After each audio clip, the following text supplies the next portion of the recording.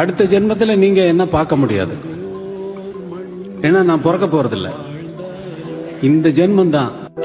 உன்னையும் என்னையும் இணைப்பது உயிரின் மேலாம் இசைதானே.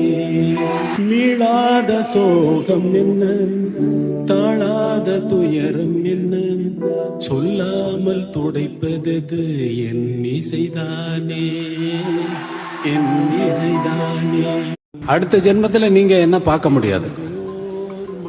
ஏன்னா நான் பிறக்க போறதில்ல. இந்த ஜென்மம் தான். உன்னையும் என்னையும் இணைப்பது உயிரின் மேலாம் இசைதானே.